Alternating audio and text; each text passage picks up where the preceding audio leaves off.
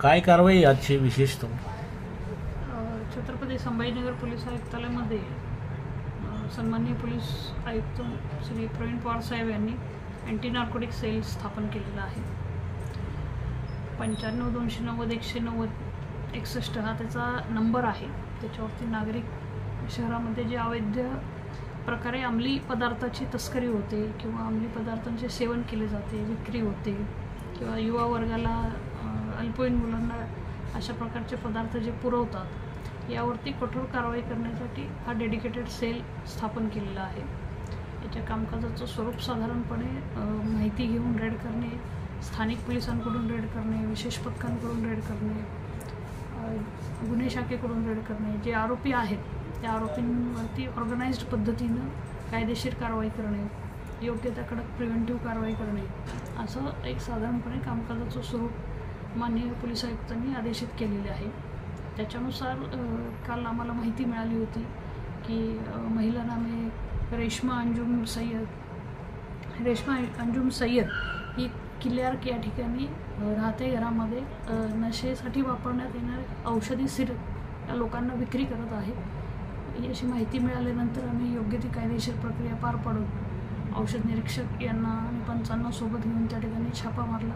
त्या ठिकाणी आम्हाला साधारण 7,000 रुपये किमतीच्या मुद्देमालाचे 41 औषधी सिरपच्या बाटल्या त्या ठिकाणी ती विक्री करताना मिळून आली. त्याच्यामध्ये आम्ही अधिक चौकशी केली असता सदरच्या व्यवसायामध्ये तिला तिचा मुलगा रेकॉर्डवरील आरोपी आहे फैसल तेजा, त्याचबरोबर तिची मुलगी, तिचा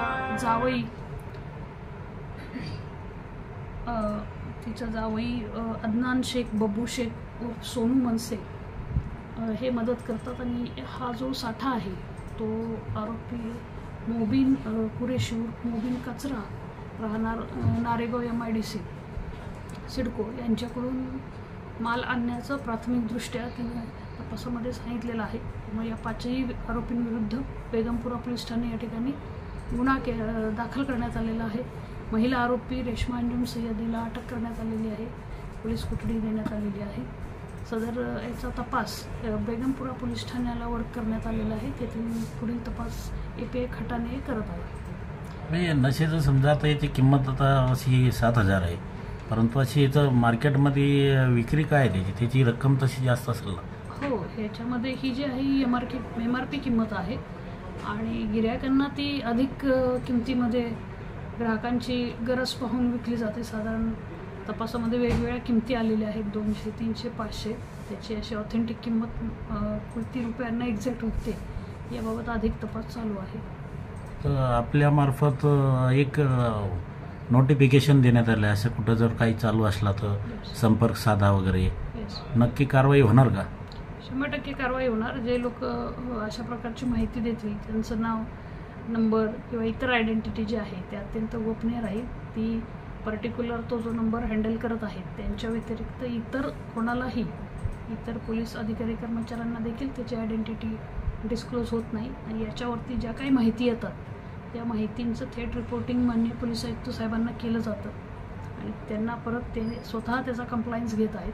त्यामुळे 95-290-190-61 या क्रमांकावर नागरिकांनी निर्भयपणे माहिती द्यावी. त्याचबरोबर माननीय पोलीस आयुक्त साहेबांनी जी ऑथेंटिक किंवा ज्याच्यामध्ये मोठं नेक्सस निष्पन्न होईल अशा प्रकारची जी माहिती मिळेल किंवा अशा प्रकारची माहिती जे उघड करतील त्यांना योग्य ते कायदेशीररित्या शासकीय बक्षीस देखील जाहीर करण्यात येणार आहे. धन्यवाद.